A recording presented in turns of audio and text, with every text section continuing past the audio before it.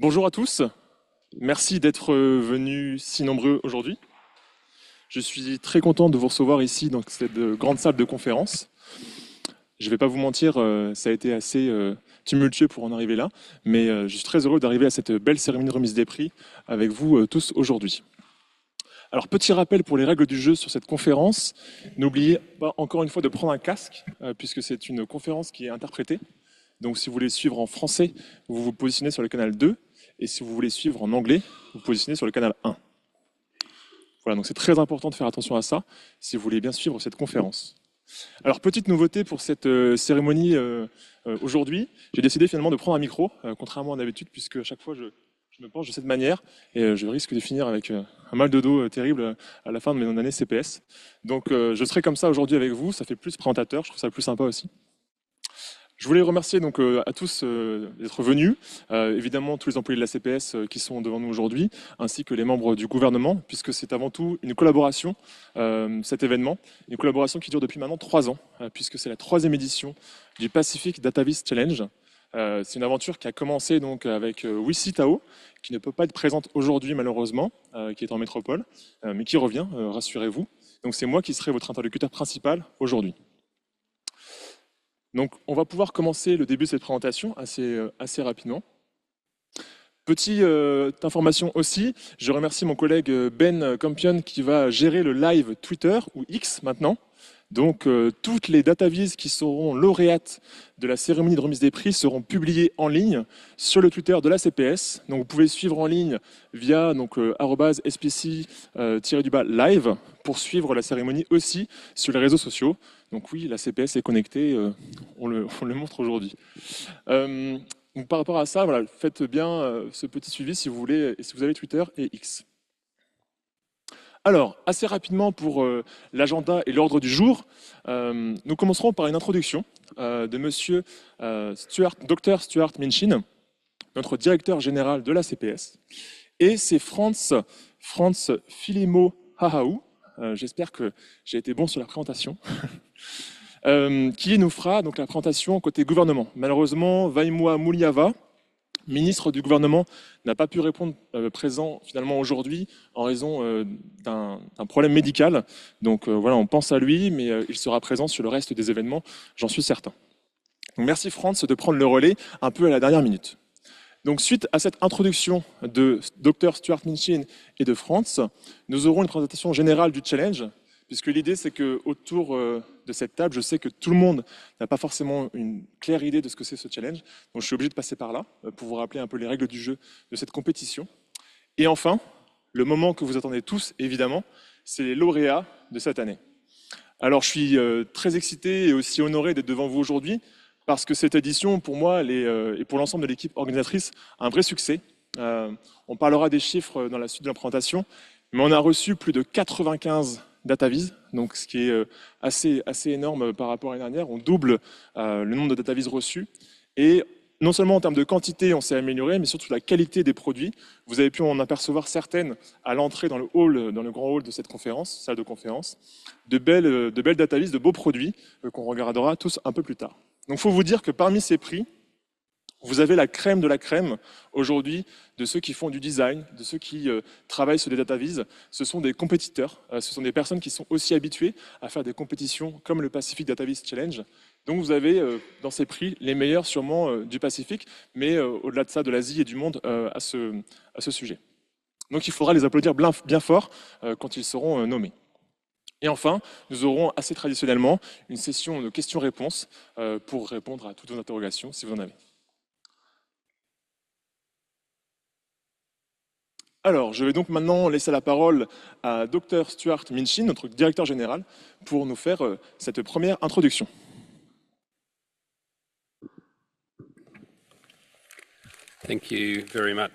Merci beaucoup, chers représentants du gouvernement de Nouvelle-Calédonie, membres de du Comité pour l'égalité et l'école, chers étudiants du lycée La Pérouse, chers représentants du secteur associatif et économique de la Nouvelle-Calédonie, chers collègues de la CPS, c'est un plaisir pour moi de vous accueillir à cette cérémonie de remise des prix du DataVis Challenge 2024. Il s'agit de la 3e édition de ce challenge et nous sommes ravis de constater que le challenge continue de croître avec une forte participation et une excellente qualité des soumissions qui nous ont été transmises.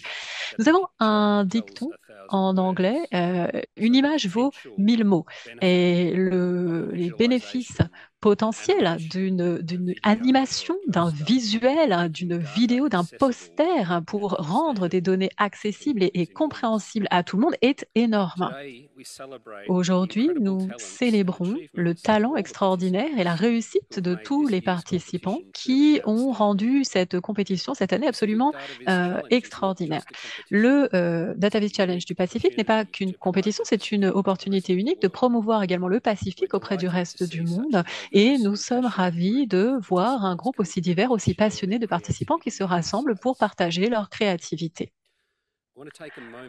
Je voudrais prendre un instant pour souligner l'importance des données du Pacifique et je voudrais vous encourager tous à explorer et à utiliser le Pacific Data Hub, qui est une plateforme qui a été construite par le Pacifique pour le Pacifique et c'est une ressource essentielle pour mieux comprendre les défis de notre région. C'est une plateforme qui permet d'avoir une meilleure connaissance de la région et qui permet également d'éduquer et d'inspirer les autres. De plus, je voudrais vous encourager tous à contribuer à ce centre de données nous avons, comme c'est le cas notamment avec le DataVis Challenge. Ensemble, nous pouvons améliorer l'utilisation et la gouvernance de cette précieuse ressource dans toute notre région. Le thème de cette année, les inégalités de genre, est un thème absolument essentiel. Les femmes du Pacifique font face à des défis particuliers qui leur sont propres. Elles jouent un rôle essentiel dans la société et leur force, leur résilience méritent notre reconnaissance.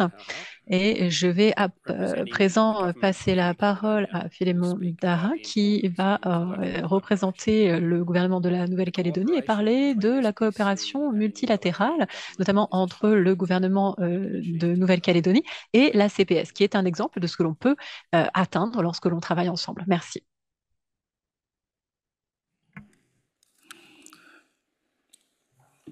Bonjour à tous. Monsieur le directeur, avant de prendre la parole ici, je voudrais vous adresser mes salutations et vous remercier pour l'accueil toujours aussi chaleureux que nous avons au sein de la CPS.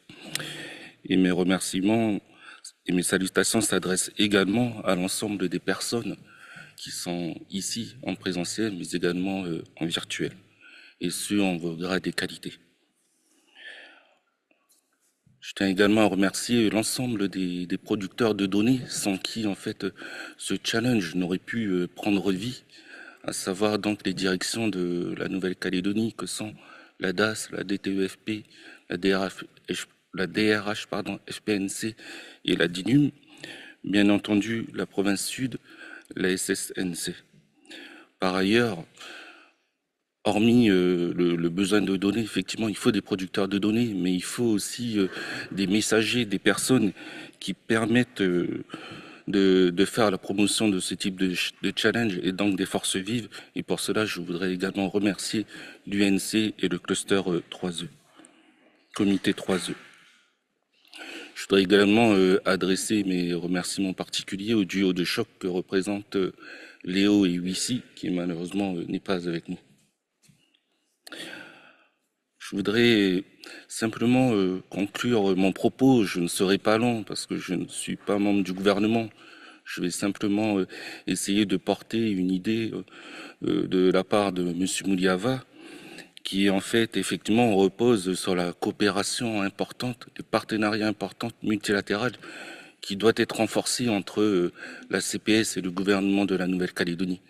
Donc effectivement, on parle beaucoup du propos d'aujourd'hui, donc qui est le Pacific Data Viz Challenge, mais au-delà de ça, il y a effectivement d'autres partenariats qui ont vu le jour par le passé et qui aujourd'hui portent leurs fruits au sein du Pacifique. On peut notamment parler de l'Oceania Geospatial Symposium pour lequel nous avions travaillé conjointement sur ce projet et d'autres. Par contre, si je devais me focuser sur le Pacific Data Viz Challenge, effectivement, aujourd'hui, c'est la 3e édition. On voit qu'il y a un engouement de plus en plus accru. Donc, par rapport à la première édition, nous étions sur une dizaine de participants, puis une quarantaine pour la 2e, et aujourd'hui, pas loin d'une centaine. On sent là l'importance, en fait, que la data prend et qu'il est important d'en faire la promotion au sein du Pacifique, tout simplement parce que aujourd'hui, plus qu'hier, ce sera un élément clé pour la définition que sont nos politiques publiques. Je conclurai simplement en disant que il est important aujourd'hui de continuer à alimenter tous ensemble ce cercle vertueux que représente la data à travers les différentes étapes que sont la collecte, la publication et le partage, ainsi que le traitement et la valorisation. Toujours est-il, Monsieur le directeur général, soyez assuré que, comme M. Muliava vous le dit très souvent, il se tiendra toujours à vos côtés afin de faire avancer les projets qui rayonnent à la fois au sein du territoire, mais également au sein de la région. Merci.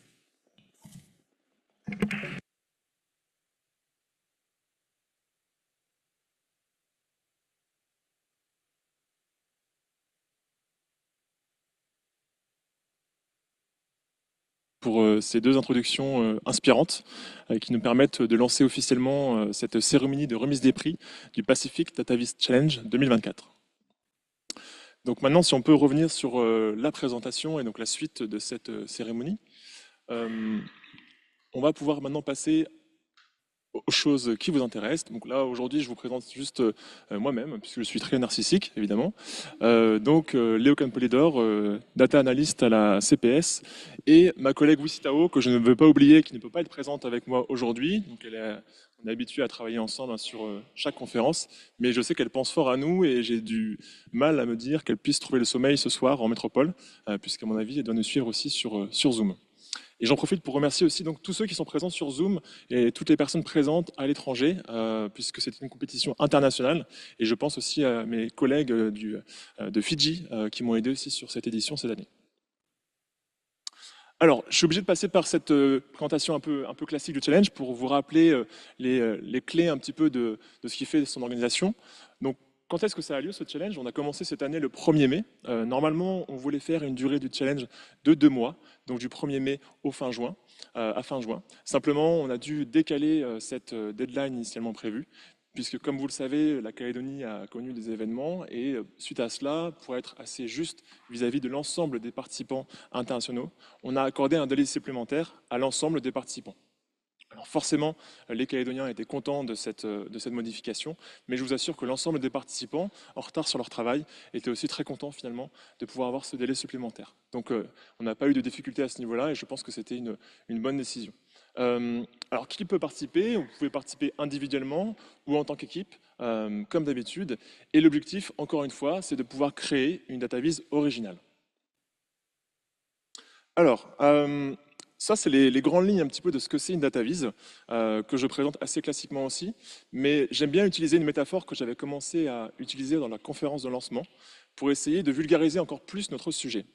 C'est un exercice que j'aime bien faire, comme je peux vous le dire aussi précédemment, avec ma petite sœur, par exemple, pour lui expliquer des termes un petit peu compliqués. Je pense que c'est toujours très important, si vous voulez expliquer un terme, je vois par exemple des professeurs dans la salle, je vais essayer de m'inspirer de leur pédagogie, mais d'essayer de travailler votre explication comme si vous vous exprimiez face à un enfant de 13 ou 14 ans, et qui n'a donc pas les mêmes éléments que vous pouvez avoir en tant qu'adulte.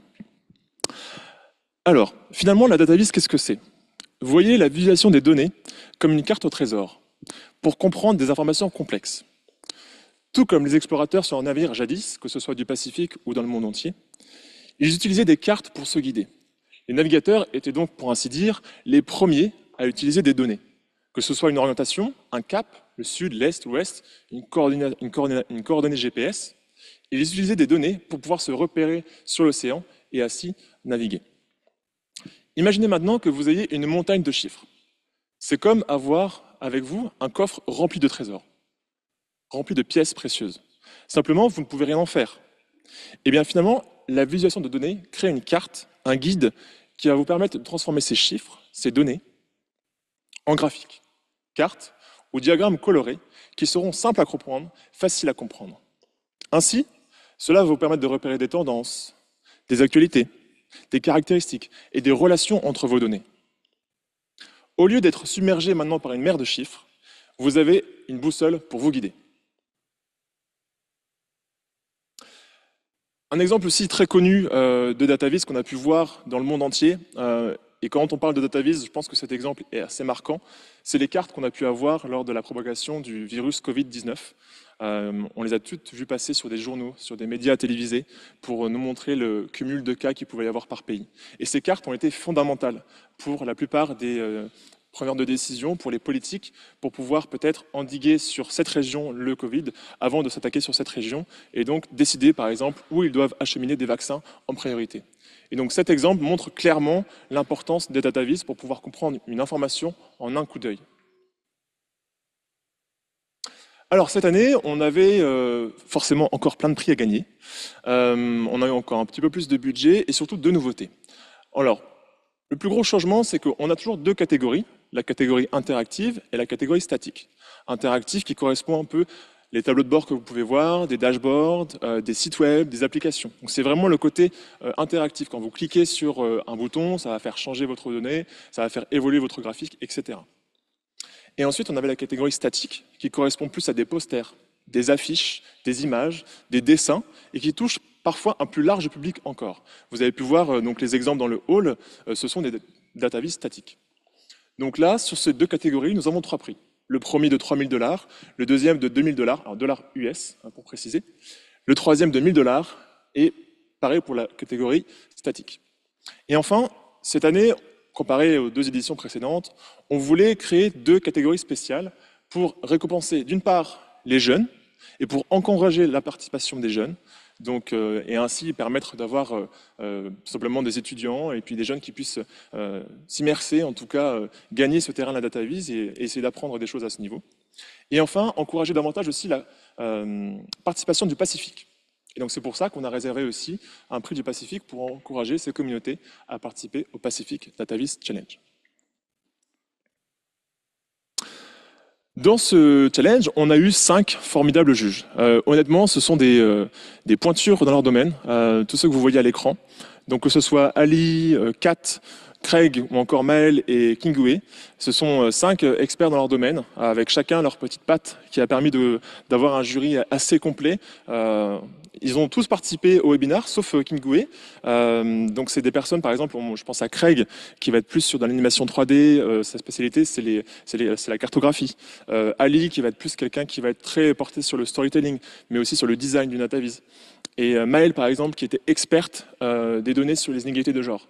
Donc ce jury, en fait, finalement, qu'on a travaillé avec Wisi, était assez complet pour juger l'ensemble des DataVis sur 4 critères principaux, qui étaient donc le storytelling, le design, le côté innovation, et enfin la partie technique.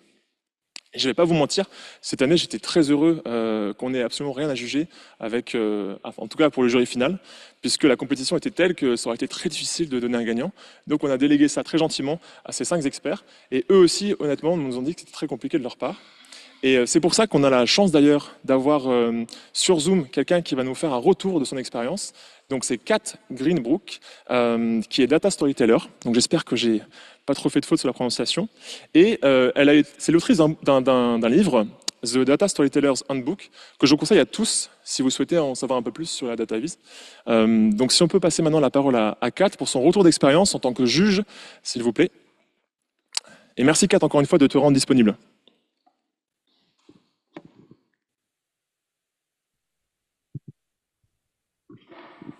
Hi everyone. Thank you, Léo. Bonjour à tous et merci beaucoup Léo pour cette présentation. Je voudrais reprendre ce que vous avez dit en termes de qualité. J'étais effectivement très impressionnée par les visuels que l'on a reçus. J'ai été juge dans différents challenges DataVis et je peux vous dire que ici vraiment on était sur une qualité extraordinaire. Je vais vous parler un peu de mon processus d'évaluation. Bien sûr, nous étions 5. Je vais parler donc simplement pour moi-même. Et avant de commencer, j'ai regardé un peu les éléments de données parce que je ne voulais pas que mes propres analyses interfèrent avec l'analyse des visuels.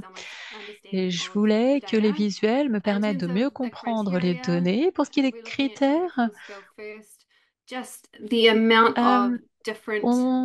j'ai regardé notamment le type de technologie qui a été utilisé. Je peux dire que c'était très impressionnant. On avait toutes sortes d'outils à la fois pour l'analyse, pour le design, pour l'illustration. Il y avait des outils qui permettaient donc Day3, React, JavaScript.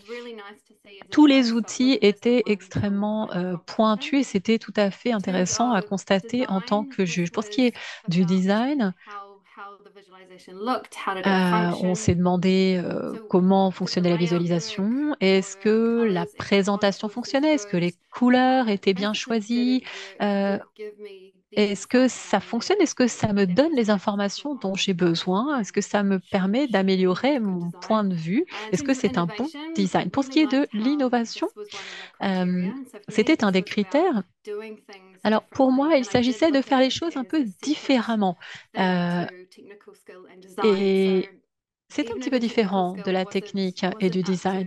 Donc, même si, par exemple, parfois le design n'était pas formidable, les outils techniques étaient peut-être un petit peu en dessous, l'innovation pouvait être essentielle lorsque les choses étaient présentées d'une façon vraiment différente. Et puis enfin, le storytelling, ça c'est un critère qui m'importait beaucoup. Je voulais voir ce qui était présenté puisque c'est mon domaine et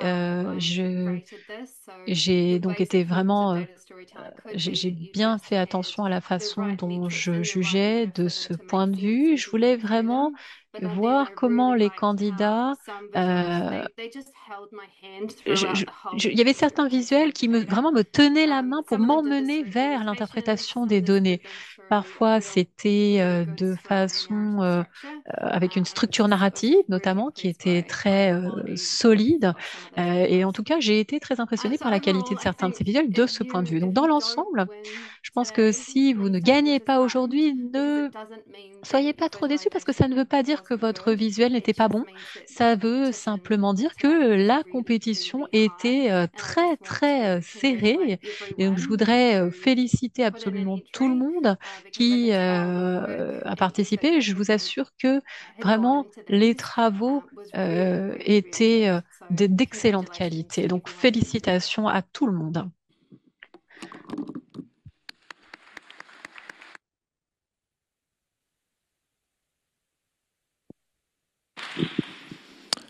Merci Kat pour ce retour d'expérience. Et c'est vrai que j'aimerais vraiment appuyer ce point, la qualité des DataVis encore une fois cette année. Je sais qu'il y aura des déçus, ça fait partie du jeu, mais rassurez-vous, l'ensemble des DataVis était quand même très bonnes. Donc on se permettra évidemment aussi de les publier, de les partager sur notre site web pour que tout le monde y puisse avoir accès. Et on se permettra aussi, si vous voulez bien, avec votre accord, mais de les publier sur les réseaux sociaux pour que ça soit partagé en masse par toutes les personnes qui nous suivent. Merci Kat encore une fois pour ce retour d'expérience qui a pu se connecter puisque pour le reste de nos juges c'est plus la nuit donc c'est un peu plus compliqué mais il l'avait fait pour le webinar donc je les remercie encore une fois chaleureusement. Alors le thème de cette année est un thème fondamental qui est très important pour le Pacifique mais de manière générale pour le reste du monde que ce soit aussi en Europe ou de manière générale sur le reste du monde. Je voulais en parler puisque c'est un thème qui nous tenait à cœur avec WICI, Gender Inequality. L'idée étant ici de forcément des égalités, mais aussi des inégalités de genre. Donc on a parlé des points positifs, mais aussi des points négatifs, de ce qui peut toucher les femmes du Pacifique. Mais forcément, en touchant les femmes, on touche un sujet aussi qui touche les hommes par-dessus tout. Donc c'est vraiment un sujet, je pense, central aujourd'hui dans le Pacifique et qu'on souhaitait mettre en avant cette année en choisissant ce thème. Et vous pourrez le voir à travers l'ensemble de la DataVis, vous verrez que c'est un thème aussi qui n'est pas forcément facile, puisqu'il faut prendre certains sujets qui sont parfois difficiles, avec beaucoup de recul. Il faut parfois traiter la donnée avec aussi pas trop d'appréhension, puisque ce sont des sujets qui peuvent être difficiles parfois à lire et à regarder. Alors, les règles du jeu concernant cette édition, vous deviez tous utiliser au moins un jeu de données qui vient du Pacific Data Hub, donc la plateforme d'hébergement de données de la CPS, ou un jeu de données qui vient aussi de la plateforme du gouvernement, donc datagouv.nc. Ensuite, les participants pouvaient très bien ajouter à leur gré un jeu de données s'ils le souhaitaient de leur propre base de données, mais toujours est-il que ce jeu de données devait être public. On devait tous y avoir accès assez facilement, sinon ça ne pouvait pas être accepté par le jury final. Alors, pour faire un petit retour sur les différents événements qu'on avait organisés cette année avec notre équipe, donc le lancement avait lieu officiellement le 1er mai, avec une conférence ici encore une fois à la CPS le 7 mai. Ensuite, une conférence de présentation était prévue à l'Université de Nouvelle-Calédonie. Celle-ci n'a pas pu se faire en raison des événements qui ont touché le pays. Cependant, je suis très heureux d'avoir pu maintenir avec notamment l'équipe basée à Suva, à Fidji, le webinaire qu'on voulait organiser sur la puissance de la visualisation des données. Et donc ce webinaire, on l'a travaillé avec Yovessa, que je remercie chaleureusement, donc de la CPS, et Arti Pratap, donc maître de conférence de l'Université du Pacifique Sud. Et donc ça nous a permis de toucher aussi ce public à Fidji, puisque l'Université du Pacifique Sud réunit des étudiants finalement de l'ensemble du Pacifique. On parle de plusieurs milliers d'étudiants. Donc ça, c'était notre webinaire qu'on a pu faire. Et alors, la conférence du 11 juillet, pardon, excusez-moi, je me suis trompé. Le 22 mai, c'était le webinaire, pardon, et le 11 juillet, c'était la conférence de présentation, donc à USP. Avec un webinaire qui avait réuni donc nos 5 juges, y compris Selena Fisk, et un webinaire que j'ai trouvé parmi les plus réussis, puisque finalement, c'est un des webinaires depuis le début qu'on en organise, où il y a eu le plus d'interactions. En fait, on a eu énormément de questions de la part des participants, à tel point qu'en tant que modérateur, j'ai dû parfois mettre stopper parfois les questions, puisqu'on ne pourrait pas aller jusqu'au bout du webinaire. Donc ça a été vraiment une belle réussite pour l'équipe. Et donc je remercie donc les participants et aussi les présentateurs de ce webinaire, que vous pouvez retrouver d'ailleurs sur YouTube. Hein. Toutes les conférences, les vidéos sont disponibles sur notre chaîne YouTube, en ligne.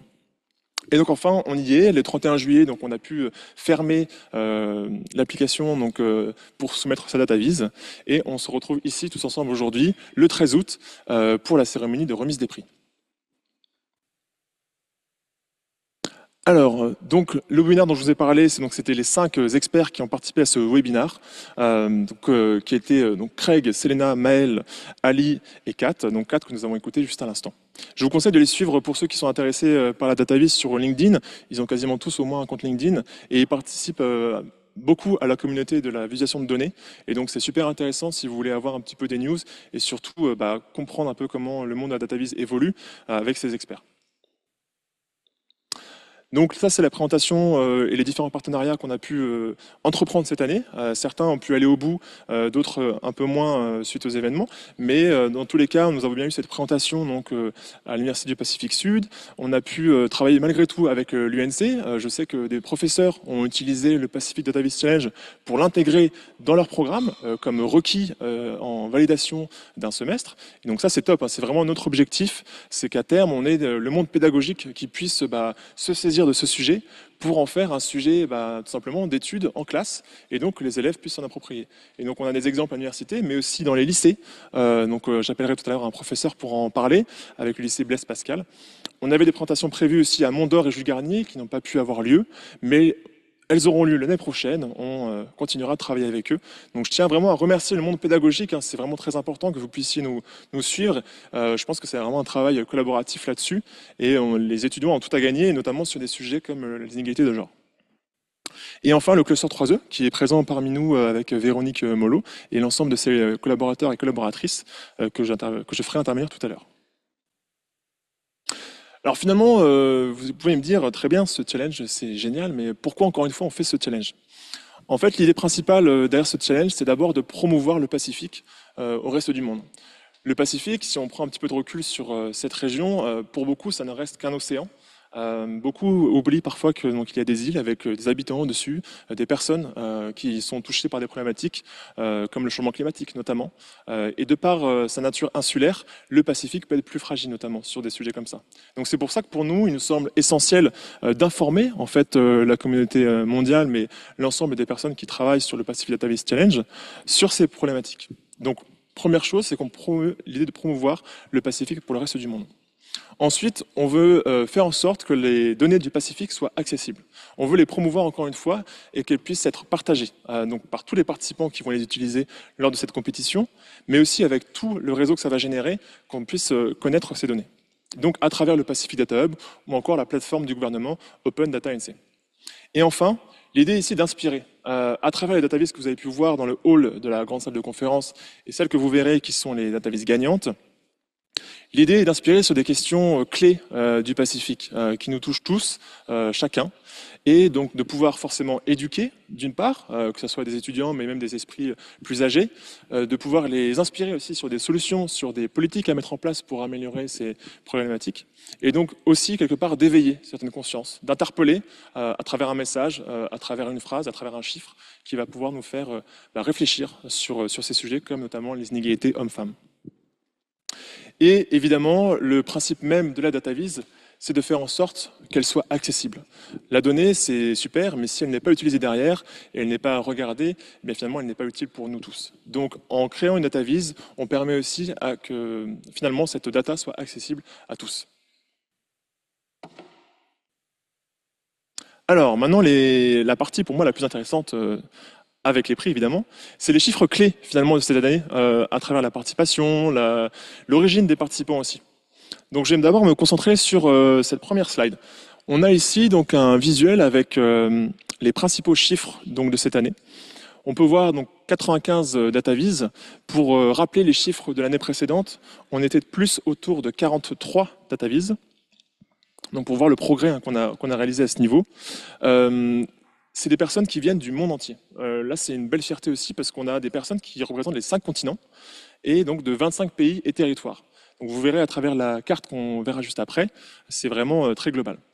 Et ensuite, on a cette dichotomie donc, entre la partie interactive et statique qui s'est améliorée. Puisque finalement, on a donc, une partie interactive qui était très leader l'année dernière, avec plus de 80% des soumissions. Eh bien, cette année, elle est à 54 soumissions. La partie statique, elle est à 41. Pour vous donner les chiffres, l'année dernière, on avait reçu 6 databases statiques. Donc, on a vraiment grandement amélioré les chiffres sur cette partie statique. C'était aussi un de nos objectifs. Notamment, évidemment, il y a plus de prix. Donc, ça va forcément aussi attirer un public plus large à ce niveau. Et enfin, concernant la répartition à travers le sexe, on a donc des hommes qui se représentent 49%, avec des femmes à 50% et des personnes qui préféraient ne pas répondre à 1%. Donc quasiment une parité parfaite, encore une fois, sur ce challenge, en se disant que l'année dernière, on avait quasiment 70% des participants qui étaient des hommes. Donc là, on a vraiment un rééquilibrage qui s'est opéré, notamment, je pense, aussi à travers ce sujet d'inégalité homme-femme, qui a permis à plus de femmes de se l'approprier également. Et au total, donc 126 participants. Alors pourquoi 126? Parce qu'on rajoute tous les membres des équipes. Donc on a bien 95 soumissions de base, et ensuite on rajoute tous les membres des équipes, ce qui porte un total de 126 participants. Donc c'est 70 participants de plus que l'année dernière. Et enfin, voici cette jolie carte qui nous montre donc l'ensemble des pays représentés donc pour cette édition du Pacific Database Challenge 2024. Donc on a le Canada, les États-Unis et le Brésil, côté Amérique. Si on regarde le Pacifique, on peut voir la Papouasie-Nouvelle-Guinée, les îles Samoa, Fidji, les îles Salomon, Vanuatu aussi, forcément la Nouvelle-Calédonie aussi, avec une belle participation encore cette année. La Nouvelle-Zélande, l'Australie, l'Europe aussi était bien représentée avec la France, le Portugal, les Pays-Bas, la Suisse, l'Espagne. On a aussi la Russie et le Népal aussi. On a quelqu'un du Népal qui nous a envoyé une datavise, l'Inde, la Turquie et même aussi donc on a eu plusieurs personnes du Nigeria. Donc comme quoi la communication parfois on ne sait pas trop comment ça arrive jusque là-bas, mais ça fonctionne. Et donc évidemment on va avoir des retours là-dessus pour voir comment ils ont entendu parler. Alors, la partie que vous attendez tous. C'est bon, j'ai fini ma présentation classique d'habitude. Donc, on va pouvoir attaquer la cérémonie officielle donc, de remise des prix avec les différents prix qu'on va pouvoir remettre. Donc, il y en a une partie qui sont évidemment à l'international, donc qui ne sont pas ici présents physiquement. Mais on a quand même 2 personnes qui sont vainqueurs, qui ont en tout cas reçu un prix, qui sont parmi nous dans la salle. Donc ça, c'est super, parce qu'évidemment, c'est quand même plus intéressant de pouvoir remettre l'un de ces magnifiques trophées directement aujourd'hui devant vous.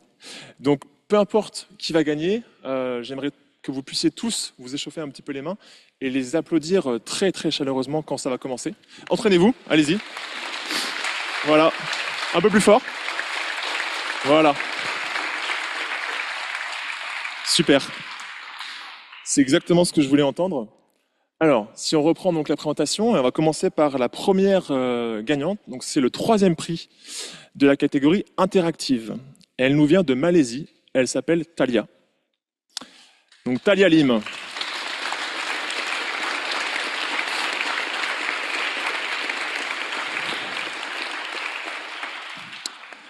Bravo à toi, Thalia, donc, qui nous vient de Malaisie, qui est basée à Londres, qui travaille à la Banque d'Angleterre. Elle est ingénieure software et elle nous a fait une data vise sur un tableau, donc le logiciel tableau de visualisation de données. Et donc, je vais vous laisser avec elle pendant un court instant pour la vidéo des présentations de ces données. Bonjour vous tous, je m'appelle Thalia, je viens de Malaisie et je suis développeur de logiciels à Londres. Et donc, aujourd'hui, je vais donc préparer une data vise sur l'inégalité de genre en Nouvelle-Calédonie. Et donc, vous voyez un garçon et une fille qui vivent en Nouvelle-Calédonie et qui vous montrent la différence des réalités pour chacun selon le genre. Et donc, sur ce tableau de bord, j'ai pu identifier 3 sujets principaux, l'éducation, la santé. Et donc, il y a eu des résultats intéressants. Et donc, à partir de cette plateforme, à partir de ce tableau de bord, j'ai voulu donc présenter la personne qui était derrière ces données, parce que c'est facile de simplement se pencher sur les données, mais il ne faut pas oublier qu'il y a des gens derrière dont on parle. Et une fois que vous vous penchez sur ces données, vous verrez que c'est facile à comprendre. Je ne vais pas rentrer dans trop de détails sur ces chiffres. C'est simplement pour rendre ces données accessibles et faciles à comprendre pour que les élèves dans les établissements secondaires puissent en tirer des enseignements. Et donc, je pense que plus nous en parlerons, plus les gens seront au courant de ces données, de ces résultats, plus on pourra encourager ce genre de sujet et de conversation. Merci beaucoup d'avoir organisé et merci de m'avoir offert l'opportunité de participer. Et bravo à tous les participants et j'ai hâte de voir quels seront les résultats.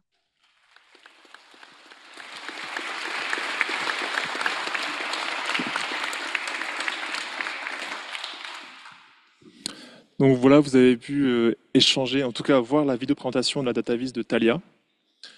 Donc Thalia, si tu nous regardes en direct, je te montre ce magnifique trophée qui est fait par un artiste local, donc en bois de Cohu, Arnaud Pacifico, donc qui nous suit maintenant depuis des ans et qui fait les trophées chaque année de l'édition du Pacific Data Vise Challenge. Donc bravo à toi, Thalia.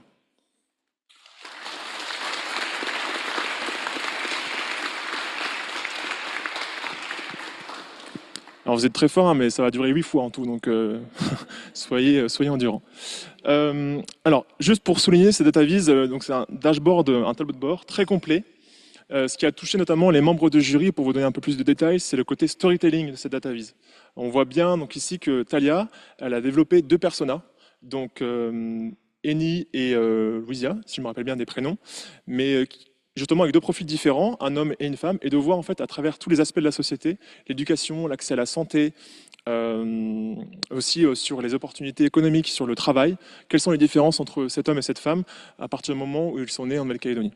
Donc voilà, c'est ce qui a plu beaucoup en tout cas au jury et qui explique en partie son 3e prix sur la catégorie interactive. Maintenant, donc le 2e prix de cette catégorie interactive, c'est quelqu'un qui nous vient, c'est une femme encore, qui nous vient d'Allemagne, basée à Berlin. Donc elle est à son compte, elle est Data Visualization Developer et Front-End Developer. Et elle nous a fait 7 data viz. Hi everyone, my name is Talia. Ça arrive. I grew up in Malaysia. Voilà, c'est bon, on la voit. Donc c'est Christine Baumann. Vous pouvez l'applaudir s'il vous plaît.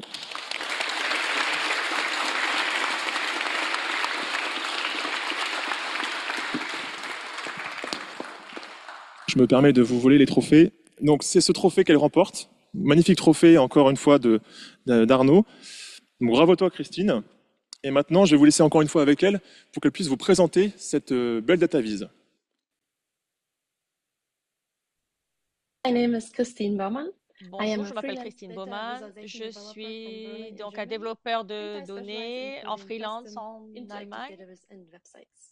Et donc, je me spécialise dans le développement de sites web. Et donc, pour ce Pacific Data Viz Challenge édition 2024, j'ai développé donc l'exploration de la pauvreté dans la région Pacifique.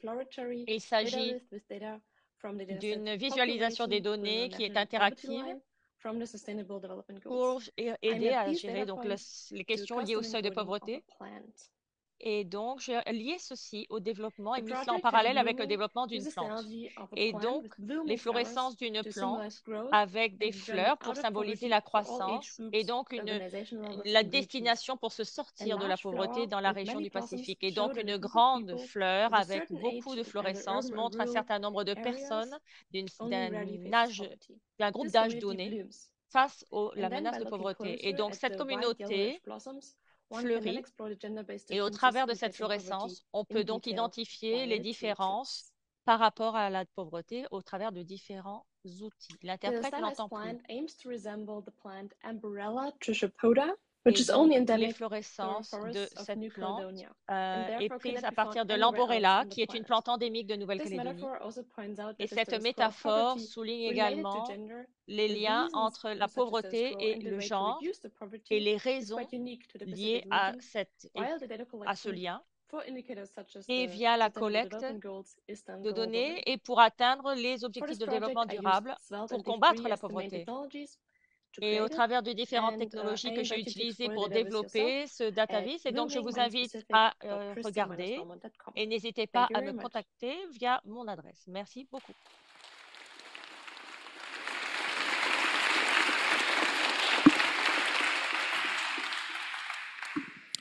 Donc bravo Christine hein, qui gagne encore une fois ce magnifique trophée. Le deuxième prix donc de la catégorie interactive. Alors pour vous donner un peu plus de détails sur cette data viz aussi, ce qui a plu beaucoup au jury en regardant leurs commentaires, c'est vraiment cette métaphore entre les fleurs et donc la pauvreté, et donc cette croissance qu'on peut voir ici à travers la nature. Et donc encore une fois, la data viz peut parfois même se rapprocher un petit peu de l'art, ce qu'on peut voir à travers cette data viz. Donc bravo à toi Christine encore une fois. Et maintenant, le premier prix donc, de la catégorie interactive arrive sous peu. Il faudra faire un tonnerre d'applaudissements pour ce monsieur, cette fois. Il nous vient de France, de Montpellier. C'est un ingénieur software et il a fait une data viz qui s'appelle Women in the Pacific. Et il s'appelle Jan Holtz.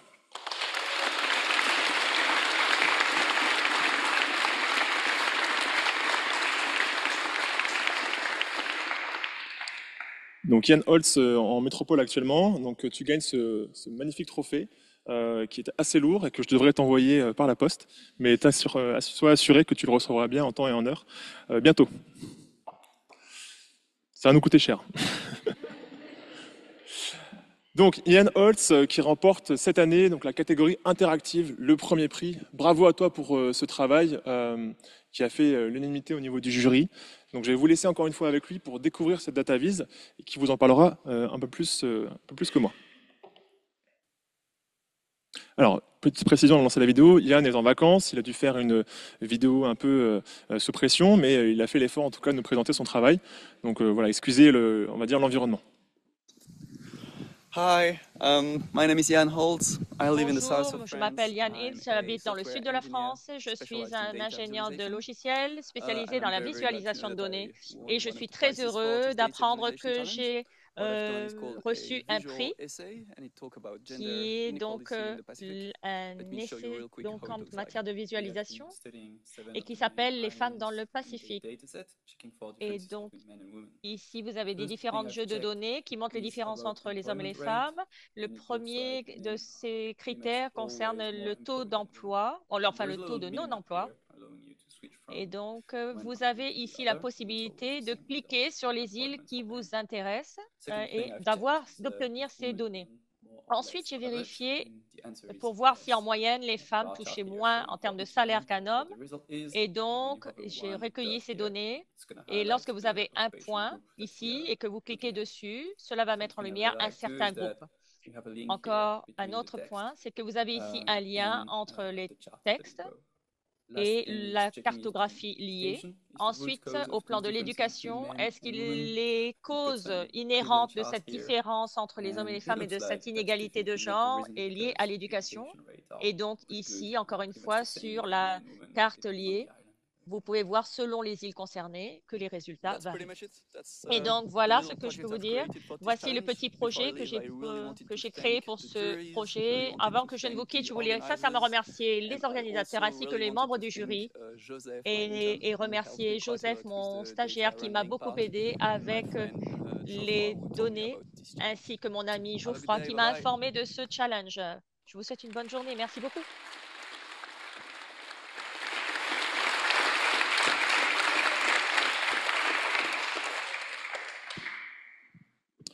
Bravo Yann, encore une fois, pour cette réussite et ce beau succès sur ce DataVis Challenge 2024. Donc le trophée en question que tu as gagné, donc le beau trophée premier prix. Alors la question que je me pose maintenant, c'est ce qu'il va partager avec son stagiaire, avec qui il a travaillé. Ça, c'est à eux de voir. Alors maintenant, on va passer à une partie encore plus intéressante, puisqu'on va pouvoir remettre un prix physiquement à quelqu'un parmi nous.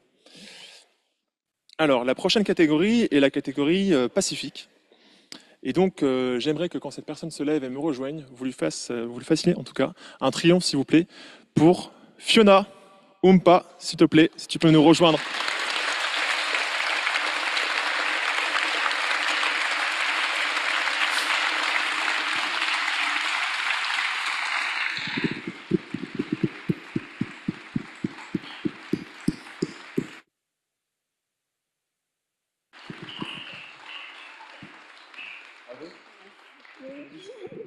Bravo. Je te laisse ici. Je te laisse le micro. Essaye de rapprocher un petit peu comme ça. Comment? Comme ça. Je vais lancer la vidéo, puis la DataVis va se connecter. Oui, s'il te plaît. Oui, d'accord, merci. Hello everyone, bonjour. So my name is Fiona Oumpa.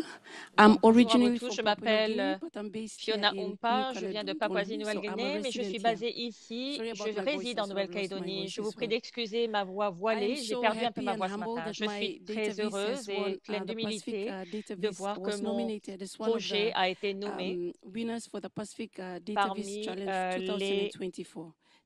ceux qui ont réussi donc, cette compétition et qui se voient attribuer un prix. Donc, pour moi, il s'agissait de présenter les données d'une manière qui ait un réel impact et je voulais donner une considération particulière sur la visualisation des données d'une manière qui serait claire et intéressante. Du fait des événements en Nouvelle-Calédonie,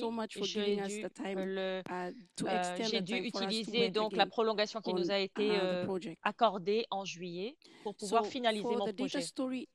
Et donc pour la partie de storytelling de mon projet, je me suis rendu compte que dans mon travail, je suis analyste de données et dans mon travail, je travaille à l'établissement de comptes rendus dans le domaine des affaires. Et pour raconter cette histoire, il s'agissait de quelque chose de nouveau pour moi. Et cela a représenté un enjeu, à savoir comment créer une histoire intéressante à partir de données. Il a fallu que je me tourne vers différentes sources pour justement m'aider en ce sens.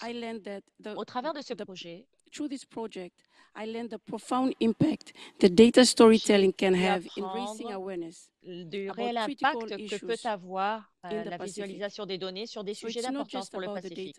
Donc, il ne It's s'agit pas also seulement about des how données, it's mais presented aussi de la and the manière story dont it elles sont tells présentées et that de can drive change. l'histoire qu'elles racontent et qui peuvent And être to end, générateurs I'd de just like to changement. say a very big thank you Et once sur ces again mots, j'aimerais to vous the remercier, organizers of un this grand merci Pacific encore une fois Data aux Viz Challenge organisateurs de ce Pacific 2024, Data Viz Challenge namely the 2024, government of New Caledonia and principalement le gouvernement de la SPC. Nouvelle-Calédonie I'd et la also like to CPS. thank J'aimerais the également partners, remercier the l'ensemble OSAC des Pacific partenaires, Data Viz Challenge team, and also the l'équipe judges. du Thank you Pacifique, so much for your time du and DataVis attention. Pacifique Merci Océanie. beaucoup. Thank Et you, merci Stret. beaucoup à vous tous. Bravo. Merci.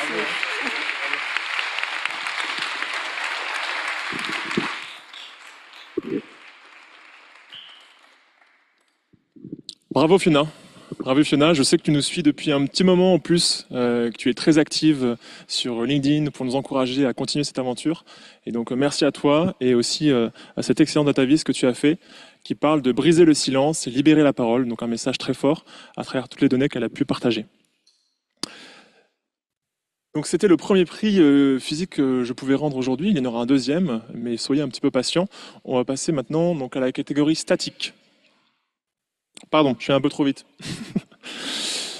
Alors, donc pour cette catégorie statique, on parle encore une fois des posters et des différentes images qu'on a pu voir dans le hall. Parmi celles que vous avez vues, il y a les 3 gagnants de cette édition donc 2024. Et donc je vais commencer avec, donc vous l'avez vu à l'instant, quelqu'un qui nous vient des Pays-Bas, qui s'appelle Ted, qui est Information Designer et qui nous a fait une data vise sur Trends in Gender Equality of the Working Population of Tonga. Ted Dubois.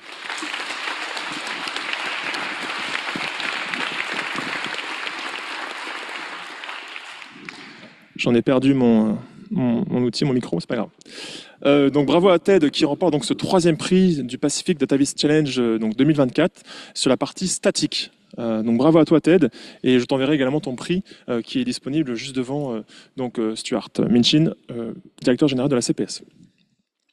Alors maintenant on va passer donc aux présentation donc de TED pour, encore une fois, que vous puissiez vous immerger un petit peu dans le travail qu'il a réalisé et comprendre finalement quel était le message qu'il voulait faire passer à travers sa data vise. Hi, my name is Ted and I am a Dutch information designer. Bonjour, je m'appelle Ted et je suis donc je travaille dans le domaine des données en biologie. Et donc, je vais vous présenter rapidement mon projet. Mon infographisme montre les dynamiques au sein de la population des Tonga et qui montre la répartition entre les genres dans différents groupes professionnels. Et donc, j'ai visualisé les données pour vous permettre aux personnes qui les regardent de voir rapidement, au premier coup d'œil, comment cela est réparti et pouvoir identifier les inégalités de genre. Et donc, les données racontent des histoires sur les gens. Et c'est vraiment ce que je souhaitais mettre en valeur au travers de ce graphisme. Mais je me suis rendu compte qu'il s'agissait là d'un véritable défi. Et donc, pour les 2 minutes que j'ai pour cette vidéo, c'est trop court pour vous expliquer tous les détails de ma réflexion avant d'arriver à ce résultat final. Mais permettez-moi simplement de dire ceci. Je me suis rendu compte au final que j'avais besoin justement de me focaliser sur un domaine plus petit, moins large, un sujet moins large et qui soit plus parlant. Et je me suis focalisée sur les Tonga et pour renforcer ce lien, j'ai également étudié ou inclus des données linguistiques des Tonga au travers de l'art tongien. Et donc, si vous prenez un petit peu de distance par rapport à l'infographisme, vous allez voir ce design, ces concepts avec des figures géométriques et en cercle, des choses que vous pouvez retrouver dans l'art tongien. Quand vous y regardez de plus près, cet infographisme révèle une histoire. Et donc, c'est descriptif uniquement, il n'y a pas de jugement. Mais j'espère que ce graphisme, dans la manière dont j'ai visualisé les informations, reflète cette répartition entre les genres, les inégalités de genre que l'on peut voir, que constater dans certains domaines. Et j'espère que ces graphismes pourront être un point de départ pour initier de nouvelles discussions. Je pense que c'est là que réside le véritable pouvoir de ma présentation. Merci de m'avoir offert cette opportunité de vous présenter mon projet et je vous souhaite une magnifique journée depuis l'autre côté du globe.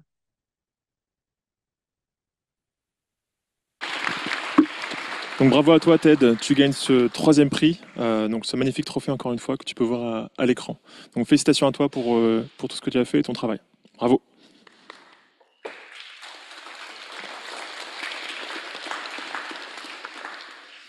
Alors là, pour vous donner encore une fois un petit détail sur cette DataVis, on a quelqu'un qui nous a fait donc un poster que vous pouvez voir tout en longueur juste à l'entrée donc de la salle de conférence. Et ce qui a pu plaire, c'est parfois des petits détails, c'est le fait qu'il ait utilisé, en tout cas réutilisé, des symboles propres à Tonga. Donc ce genre de choses peut aussi plaire aussi forcément à votre audience pour symboliser aussi le Pacifique derrière tout ça. Maintenant, je vais passer donc au 2e prix de cette partie statique. Donc, c'est quelqu'un qui nous a fait une DataVis très très complète. Vous pouvez la voir, elle est très longue. Ça n'est presque une frise.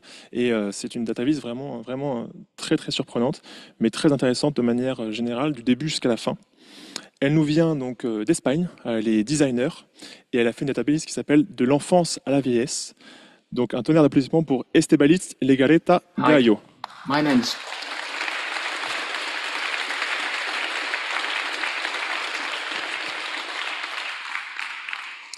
Donc bravo à toi Estibalis, je suis très fier de pouvoir remettre ce trophée aussi sur cette DataVis qui va vous être présentée à l'instant, mais je vous conseille vraiment d'aller la voir. Donc c'est la DataVis qui est située sur le mur à droite quand vous rentrez dans la salle de conférence.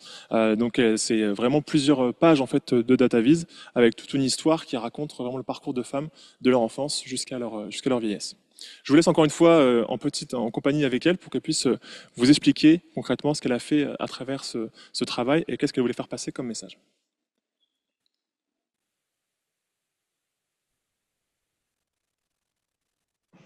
Bonjour, je m'appelle Estibaliz Legarreta et je suis freelance designer. Je suis espagnole mais j'habite en France. Ma DataVis présente les inégalités de genre auxquelles sont confrontées les femmes dans les îles du Pacifique, de l'enfance à la vieillesse. Pour présenter ce long parcours, je me suis concentrée sur les étapes importantes de la vie, telles que l'éducation, la vie professionnelle et domestique à l'âge adulte, ainsi que la santé et la mort à la fin de la vie. Tout au long du processus de création, j'ai rencontré de nombreux défis. Le plus important a été de décider de tout recommencer. J'avais d'abord visualisé des données trop axées sur les détails. Il m'a fallu du temps pour réaliser que j'avais besoin d'une perspective plus large. Après beaucoup de travail, j'ai dû repartir de zéro. Ma conclusion après avoir créé ces DataVis est que les femmes font effectivement face à nombreuses inégalités par rapport aux hommes.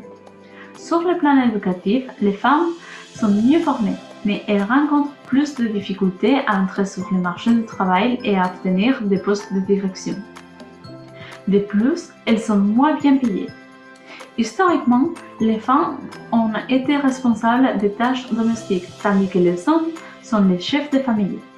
De plus, les violences domestiques sont soit mixtes, soit les femmes en sont les victimes. Lorsque les femmes atteignent un âge avancé, bien qu'elles vivent avec plus de maladies chroniques, elles vivent plus longtemps que les hommes. Ce DataVis met en lumière les inégalités de genre à différentes étapes de la vie et conclut qu'un changement social et structurel est nécessaire pour assurer la transition vers une société plus égalitaire.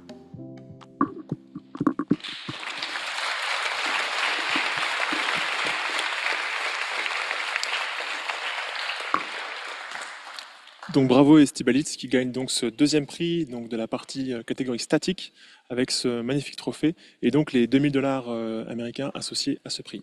Bravo à toi et donc un message fort qui pousse à l'action sur cette DataVis. Et enfin, on va arriver sur le dernier prix de la catégorie statique. C'est quelqu'un qui nous vient cette fois d'Italie. Elle s'appelle Alessia Muccio. Je lui demande de lui faire un tonnerre d'applaudissements à nouveau pour Alessia, s'il vous plaît.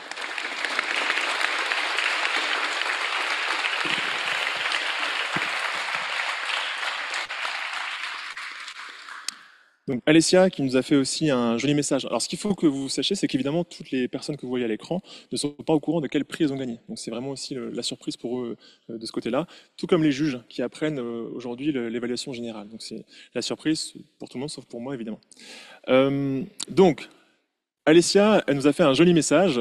Vous allez voir, c'est assez particulier puisque, encore une fois, elle aussi est en vacances. Hein. Ils font rien, ces data analystes, je vous jure. Vous allez la voir sur un bateau. Donc, excusez cette présentation, mais en tout cas, elle va vous expliquer un peu plus le message qu'elle a voulu faire passer, en tout cas sur cette datavis qui est absolument sublime. Hi everyone, my name is Alessia and I'm a freelance information Bonjour, je suis Alessia, je suis designer data en freelance et j'ai également un podcast sur ce que je fais. Aujourd'hui, je voudrais vous parler d'un projet bien particulier. Il s'agit d'un poster qui montre des données sur les violences domestiques en Nouvelle-Calédonie et qui se centre sur les femmes qui ont fait l'expérience de violence. On va de 2008 à 2024. Mon objectif avec ce projet, c'était de montrer les données de façon à en montrer le côté fragmentaire. Et je voulais que l'animation parle d'elle-même, même si les données n'étaient pas complètes. Une des difficultés principales, ça a été de s'assurer de respecter les données. C'était important pour moi de raconter cette histoire de façon claire et honnête. Et il s'agissait de décider sur quel groupe je voulais me centrer, puisque les données étaient très larges. Donc j'ai décidé de me concentrer sur les femmes de moins de 30 ans pour les mettre en lumière. À travers ce projet, j'ai appris que la violence domestique est malheureusement très courante, même dans des endroits qu'on pourrait considérer comme étant très pacifiques. Ça m'a aidé à réaliser à quel point il est important de sensibiliser dans le monde entier sur ce problème. J'espère que mon travail va aider les gens à comprendre que les violences domestiques peuvent se produire partout et qu'il faut s'élever contre ces violences. Ça a été un honneur d'être reconnu pour ce projet. Je voudrais remercier le Pacific Datavis Challenge pour l'organisation. Je vous souhaite une très bonne journée et je vous dis bonjour depuis l'Italie.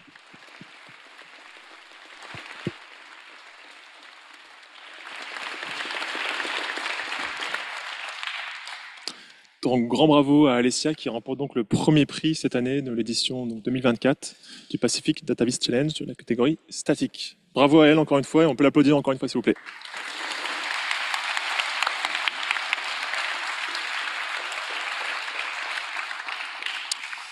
Et maintenant, on a quelqu'un d'autre qu'on aurait récompensé dans la salle. Donc je pense qu'il a compris maintenant le prix qu'il a gagné puisqu'il n'en reste plus qu'un, évidemment.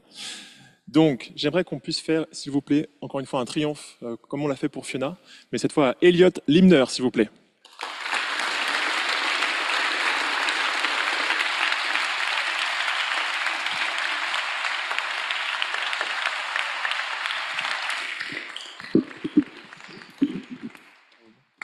Tu laisses le micro ? Ouais.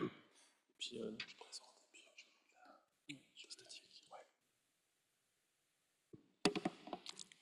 Bonjour à toutes et à tous.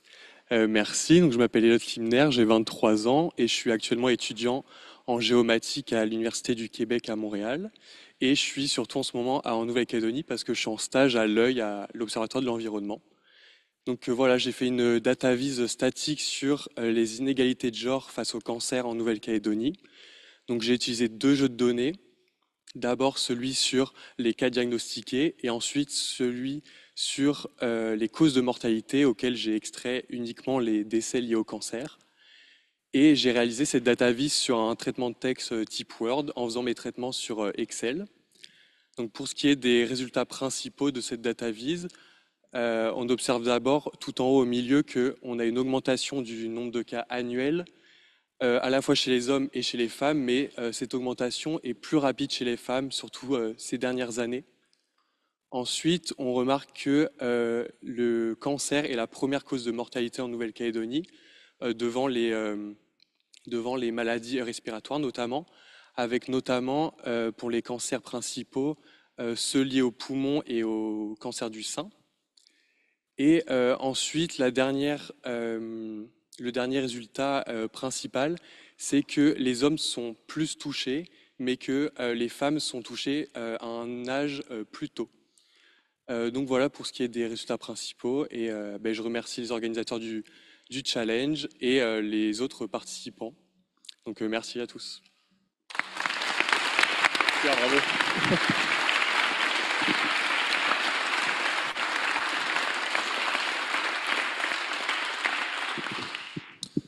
Bravo Elliot. Pour vous donner la petite histoire, Elliot, c'est un participant déjà qui date de l'année dernière. Et pour être transparent avec vous, il avait loupé de peu déjà une 3e place. Donc bravo à toi pour ta persévérance. Cette fois, tu gagnes. Bravo.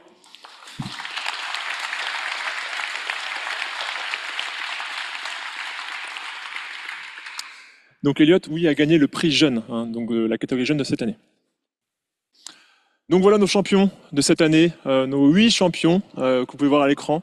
Donc on a donc Fiona, on a Ted, donc Elliot évidemment, Talia, Yann, Christine, Alessia, Estibalitz. Et donc ces 8 champions font donc les gagnants du Pacific Data Viz Challenge 2024. Donc une dernière fois, si on peut les applaudir, s'il vous plaît.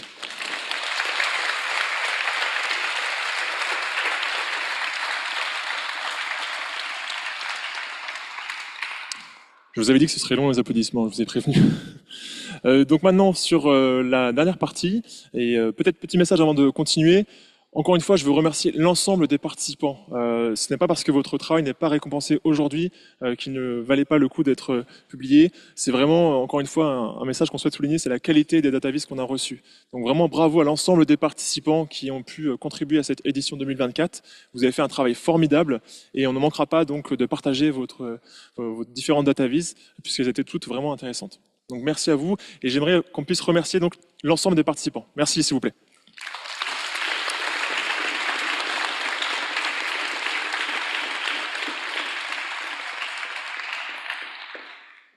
On va donc arriver au dernier prix, donc c'est un prix bonus que nous avons à vous proposer aujourd'hui. Donc je vais appeler s'il vous plaît Véronique Mollo à se tenir à côté de moi, donc présidente du cluster comité 3E, si on peut l'applaudir aussi s'il vous plaît.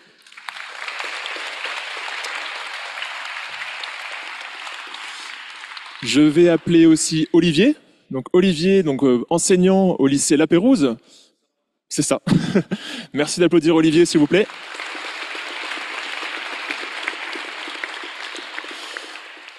Je vais donc appeler les étudiantes qui sont présentes. Ok. Je vais donc appeler s'il vous plaît Léa et Cyriane du lycée La Pérouse, s'il vous plaît.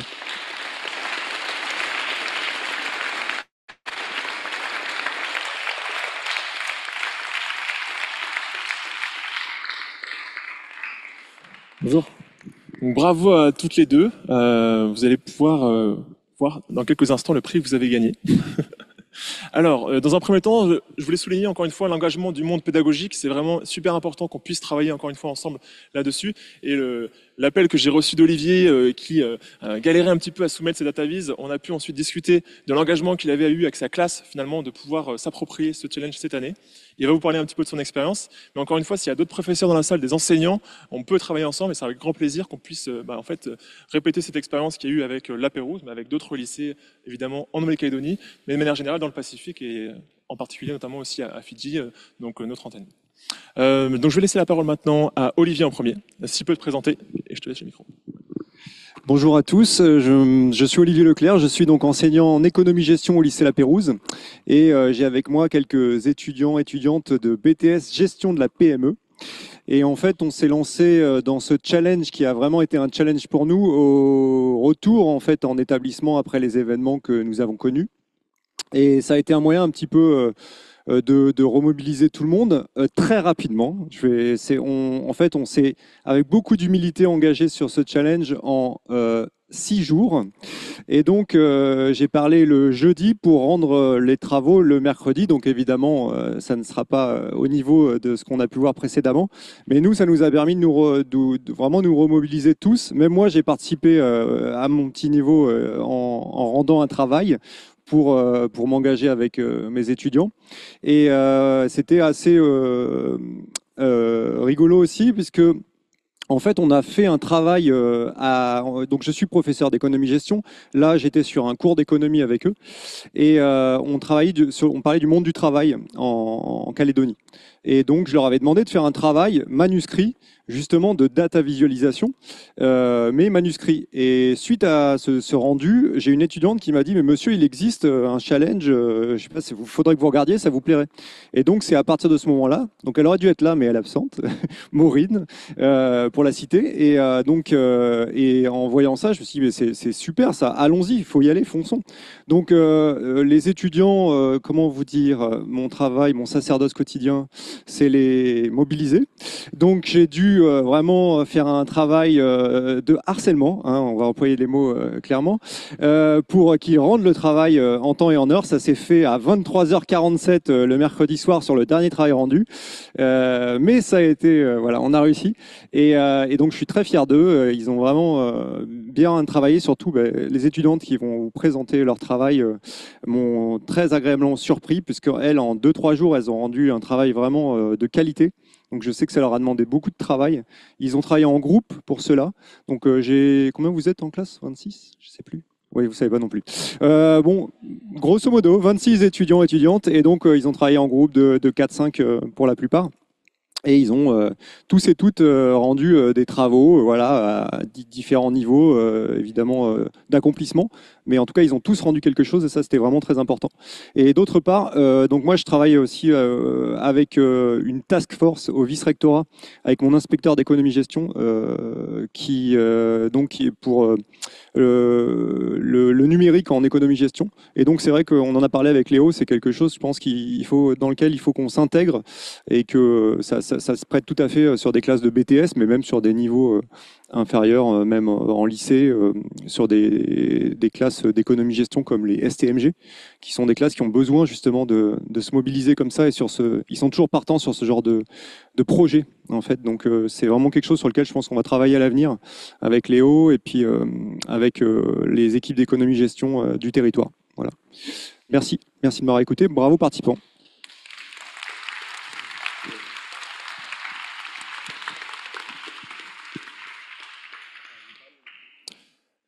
Merci beaucoup Olivier pour cette belle prise de parole. Donc maintenant, je vais inviter l'une d'entre vous qui veut bien se porter volontaire. Ça se regarde dans les yeux. Allez, je vais tendre le micro à 3. On peut applaudir Léa, s'il vous plaît?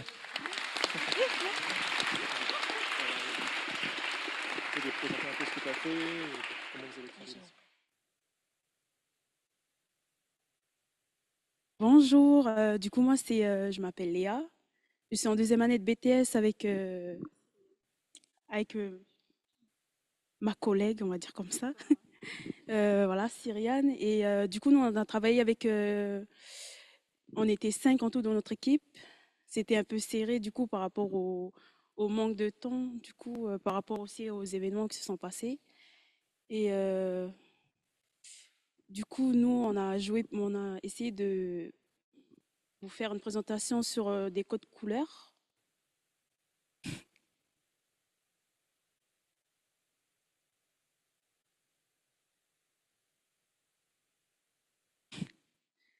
Alors, du coup, nous, dans notre présentation, on a présenté 3 îles du Pacifique. On avait Kiribati, Salomon et Tuvalu, c'est ça? Et Tuvalu, voilà. Et du coup, on a divisé notre équipe en 3. Et du coup, chacune des équipes avait une île en particulier à travailler dessus. Voilà. Et du coup, je voulais remercier encore les organisateurs de nous avoir donné cette opportunité de participer. Et voilà, merci. Bravo, c'est bien.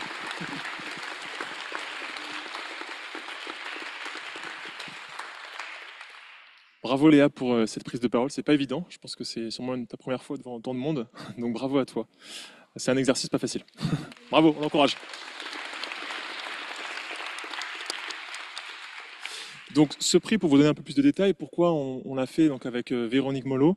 En fait, en voyant leur présentation, on était assez surpris quand même de la qualité de la data viz en elle-même, et donc on aurait aimé avoir un prix coup de cœur peut-être ou quelque chose de supplémentaire.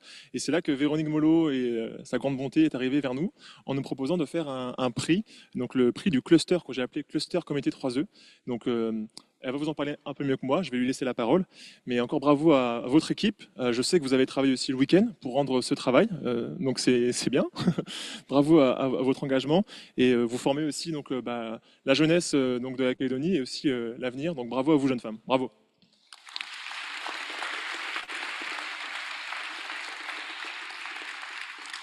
Je laisse maintenant la parole à Véronique Mollo, donc présidente du cluster Comité 3E. Bonjour, merci beaucoup. Monsieur le directeur général, chers organisateurs distingués, chers partenaires, chers membres du cluster Comité 3E, nous sommes très très honorés d'avoir été associés depuis le début à ce concours, pas uniquement pour remettre un cadeau à l'issue de cette magnifique opération. Et merci de cette présentation magistrale que tu as faite, Léo, parce que je crois qu'on n'imaginait pas la puissance de ce concours à dimension internationale. Et on est très fiers que les élèves calédoniens aient su s'emparer à la fois de ce sujet, mais aussi de ce support numérique. On a eu des productions vraiment de très très grande qualité et on espère pouvoir les utiliser dans les mois à venir pour que ça inspire de nouveaux élèves. Et je rappelle qu'effectivement, le lycée La Pérouse a été primé, mais il y avait beaucoup d'autres établissements scolaires, tous labellisés 3E. Il y a 75% des établissements calédoniens qui sont distingués de ce label spécifique à la Nouvelle-Calédonie, le label 3E. Et nous avions le lycée Jules Garnier, le lycée du Mont-d'Or, le LP Cluny, le lycée Blaise Pascal également. Mais malheureusement, ils n'ont pas pu produire dans les délais impartis leur production. Donc nous sommes vraiment très fiers de ce résultat. Et je crois que les élèves ont montré leur capacité à intégrer des données sur un sujet extrêmement sensible, et ils ont montré aussi la force de leur détermination dans ce contexte bien particulier aujourd'hui et leur engagement, parce que le comité 3E, c'est l'éducation à l'égalité à l'école, mais c'est aussi l'éthique, c'est aussi l'engagement. Et c'est aussi l'excellence. Donc merci à tous nos partenaires de nous faire confiance depuis toutes ces années pour aller à la rencontre des établissements scolaires et expliquer quelles sont les problématiques liées au genre dans tous les secteurs d'activité. Et on l'a vu dans les productions, la santé, les violences domestiques, mais aussi l'économie, l'éducation. Et je remercie d'ailleurs nos partenaires, le vice-rectorat et le parquet, qui nous ont communiqué des données très actualisées, qui ont pu être diffusées auprès de tous les jeunes dans le monde. Et certains ont réalisé, on en est très très fiers, des tataouises spécifiques à Nouvelle-Calédonie.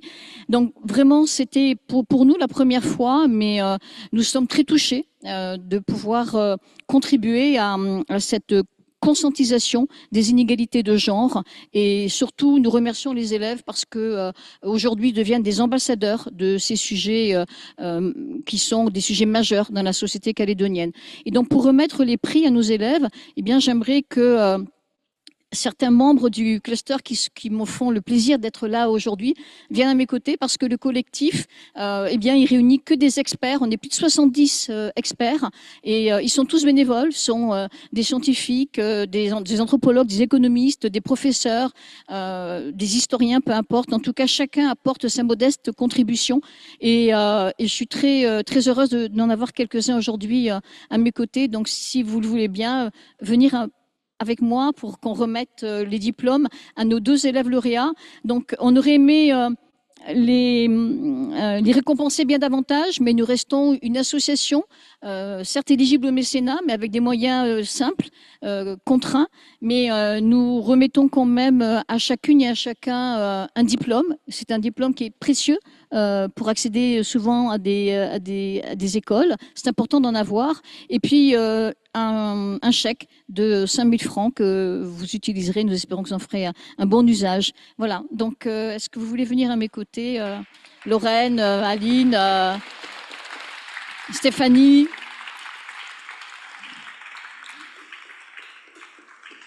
Christophe? On a le CTOS qui est là parce que on travaille beaucoup cette année. Voilà, les Jeux Olympiques qui ont été vraiment un exemple de cette parfaite parité, et on travaille beaucoup avec le CTOS sur ce fléau que sont les violences sexuelles dans le sport.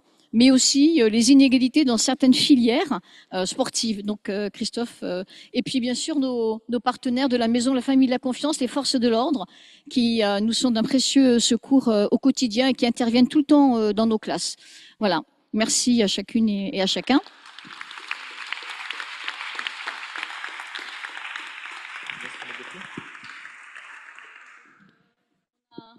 Pardon, merci. On a réalisé ce diplôme avec bien sûr tous les partenaires, le gouvernement, la province sud, la CPS, et on espère signer un partenariat, monsieur le directeur général, avec la CPS. On va le formaliser très bientôt pour pouvoir investir vos locaux lors d'événements comme ceux-là, qui sont prestigieux, mais c'est un espace prestigieux et nos élèves le méritent. Merci de nous accueillir aujourd'hui. Donc voilà, ce petit diplôme, bien pour vous, et je vous laisse le remettre également.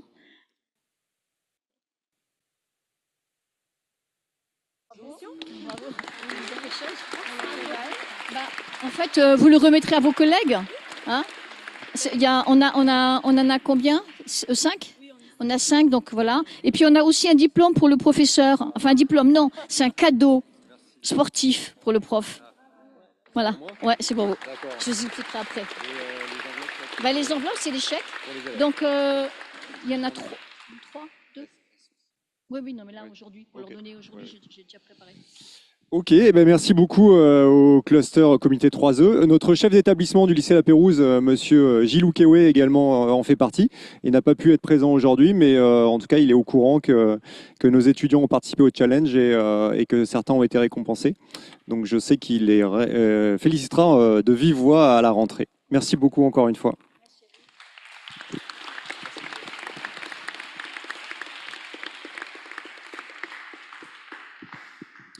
Merci à vous en tout cas de vous être rendus disponibles aussi les étudiants, parce que je sais que c'est les vacances pour vous. Donc merci d'être venus pour cette cérémonie de remise des prix et toutes mes félicitations pour ces jolis prix. Et un joli, en tout cas je crois que c'est un mois d'abonnement à Finespark pour le professeur de ses élèves. Voilà. On va pouvoir clôturer cette cérémonie de remise des prix avec cette belle remise organisée par Véronique Mollo, donc présidente du cluster 3E. Donc je vous remercie d'avoir participé, donc l'ensemble de nos partenaires. Évidemment, c'est toujours important de pouvoir avoir cette association aussi entre le monde associatif et la CPS, donc de ce côté-là. Donc merci à tous. On va passer maintenant, si vous voulez bien, à la séance de questions-réponses. Si vous en avez, si vous avez des questions, je suis à votre écoute pour y répondre. Et sinon, je passerai juste à la clôture. Mais voilà. Donc, si vous avez des questions, il y a un micro qui est avec Kevin là-bas, donc mon collègue du gouvernement, qui se tient à votre disposition si vous avez des questions. Ah, première question. Donc ça, je reconnais Caroline Cailloton, donc ancienne lauréate de la catégorie statique de l'année dernière. Oui, bonjour. Oui. Juste, je voulais savoir par rapport aux éditions précédentes, vous aviez un objectif, c'était de faire participer plus de jeunes et aussi plus de personnes du Pacifique. Et au niveau des participations, est-ce que vous avez réussi à atteindre cet objectif-là? C'est une très bonne question. Oui, ça fait partie de nos objectifs très clairs à chaque début d'édition, c'est d'augmenter la participation, mais d'augmenter aussi la participation du Pacifique, puisque c'est le Pacific DataVis Challenge. Et cette année, on a quasiment un tiers des DataVis qui viennent du Pacifique. Donc, en effet, on a vraiment augmenté ce nombre, notamment à travers plus de communication. Je vous en parlerai juste un petit peu après, mais on a eu un gros travail de côté communication, je pense, qui a apporté ses fruits, et notamment plusieurs personnes derrière tout ça que j'ai à ma gauche, dont je vous parlerai un petit peu après. Mais donc oui, on a augmenté cela, et puis de manière générale, comme vous avez pu le voir sur les chiffres, on a quasiment doublé le nombre de datavises reçus. Donc en termes de participation, je pense qu'on a rempli la feuille de contrat, comme on dit. Voilà. Merci pour cette question. Est-ce qu'il y a d'autres questions éventuellement? Alors ceux qui doivent s'en aller, n'hésitez pas, il y a aussi un petit cocktail à la fin, boisson pour échanger, voilà, discuter un peu de cette cérémonie. Pas d'autres questions? C'était très clair. Bon. Moi, j'en ai une. Ah, ouais, Léo, à quel moment est-ce qu'on pourra disposer de toutes ces productions et est-ce qu'on sera autorisé à les diffuser justement dans nos établissements scolaires ou auprès de centres particuliers pour que les jeunes s'en emparent et puissent eux-mêmes après, pourquoi pas, créer de nouveaux supports? et mes amis développeurs qui doivent être en charge et qui se cachent, je les vois là-bas, qui doivent être en charge de la publication de ces datavises sur notre site web. Donc l'idée étant qu'on ait tout ça à peu près la semaine prochaine pour que vous puissiez voir, en fait, consulter tout ce qui a été fait. Mais le travail a déjà été bien préparé, donc je leur fais confiance pour gérer cette partie. Mais tout ça sera disponible sur notre site web. Toutes les datavises qui ont été soumises seront sur le site web. Donc vous pourrez voir l'étendue des travaux qui ont été réalisés, que ce soit côté statique ou interactif. Et pour répondre à la deuxième question, évidemment que vous pouvez réutiliser ces supports. C'est fait pour. L'idée, c'est qu'on a demandé à l'ensemble des participants de partager un lien public, ou en tout cas quelque chose qui peut être partagé, l'ensemble des personnes qu'on souhaite inclure dans ce projet. Donc sans aucun souci. Et évidemment, n'hésitez pas à me contacter si vous souhaitez travailler sur d'autres supports à l'avenir. Mais avec plaisir, en tout cas, que vous puissiez partager tous ces travaux. Est-ce qu'il y a une autre question dans l'audience ? Ah, peut-être une... Oui. Et la thématique pour l'an prochain? Ah, je peux rien dire. C'est juste une question. C'est en préparation. Je vous avoue qu'on est déjà en train d'y penser, évidemment. Mais ça restera un peu de suspense. Comme ça, vous irez voir notre prochain site web, quel sera le thème. Et vous viendrez à la conférence de lancement pour découvrir ce thème. Voilà. Est-ce qu'il y a une autre question, éventuellement ? Bon, très bien. Et bien, s'il n'y a pas d'autres questions, je vais appeler maintenant toutes les personnes qui ont participé avec moi à l'organisation du Pacific Database Challenge. Je vais essayer de ne pas en oublier. Donc, je pense déjà forcément à mes collègues développeurs qui ont travaillé sur le site web. Je les demande de se lever, s'il vous plaît, et de me rejoindre sur la scène pour qu'on puisse les voir, toutes les petites mains qui sont derrière ce challenge.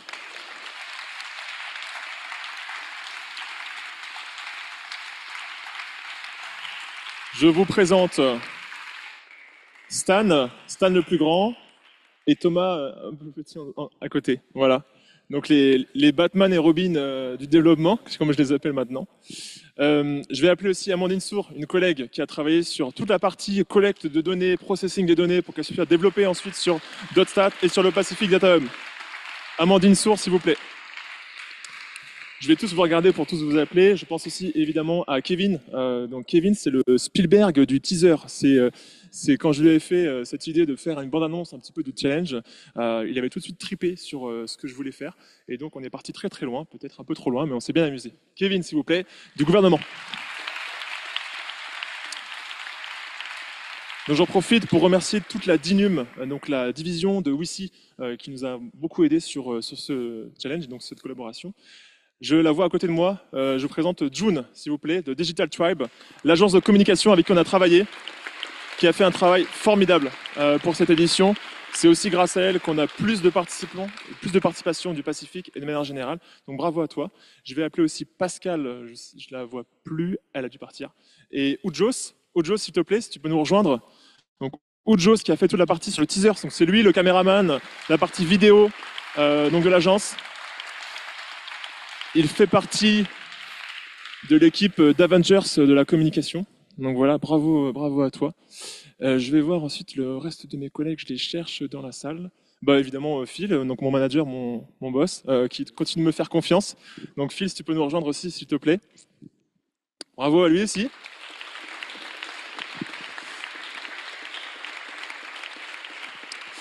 Et je pense aussi à toute la partie .stat, en fait, toutes les personnes qui sont responsables de la collecte de données, donc l'équipe de Collection Data. Donc j'ai vu Toga tout à l'heure par exemple, mes amis Bertrand, Olivier, Winston.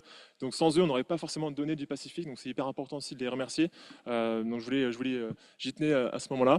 La partie aussi, donc l'équipe de Denis, donc c'est lui qui gère toute la partie hébergement des données sur .stat, donc avec Rara, avec maintenant toute son équipe, Corvin aussi. Rara, est-ce qu'il est là? Ah, je le vois, c'est bon, il est là. Donc Rara, s'il te plaît, si tu peux nous rejoindre. Il est timide. Allez, on l'applaudit, s'il vous plaît. Elle est là.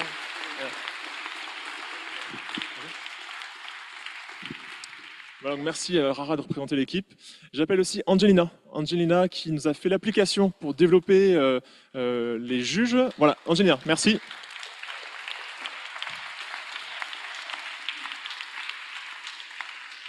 Donc Angelina était responsable du développement de l'application qui a servi aux juges à évaluer l'ensemble des databases. Donc bravo à toi, bravo à l'ensemble de l'équipe donc de la DINUM, à tous nos partenaires. Donc forcément j'ai moins travaillé avec vous parce que c'était côté gouvernement, mais je remercie donc la DAS, la Province Sud, tous les producteurs de données qui nous ont permis d'avoir des données côté gouvernement.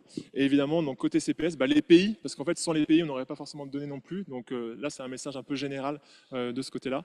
Je remercie enfin les interprètes qui font toujours un travail formidable et parfois difficile parce que je sais que je parle vite. Donc merci à elles. On les applaudit aussi s'il vous plaît. Ouais. Il y a une personne qu'on voit aussi quasiment jamais, mais elle est très importante pour chaque conférence. Elle s'appelle Marie-Lie, s'il vous plaît. Elle est derrière ces petits écrans là-bas dans la petite cabine. Donc un tonnerre d'applaudissements pour Marie, s'il vous plaît. Côté régie, qui gère ça à merveille. Je remercie aussi Sioeli, qui est donc programme manager du Pacific Data Hub, qui n'est pas parmi nous malheureusement aujourd'hui. Mais merci à lui encore une fois. Et voilà, je remercie évidemment toute ma division parce que finalement on travaille quasiment tous ensemble. Et puis j'avais quelqu'un d'autre à remercier, mais elle a dû partir. Mais c'est pas grave. Mais en tout cas, merci à tous pour votre participation cette année. J'espère que ça vous a plu. Et évidemment, Wissi, c'est vrai que oulala, je vais me faire engueuler moi. Je n'oublie pas Wissi Tao évidemment, ma collaboratrice, mon bras droit, puisque nous travaillons ensemble à chaque fois depuis maintenant 3 ans sur ce challenge. Donc Wissi Tao, s'il vous plaît, si on peut l'applaudir une dernière fois.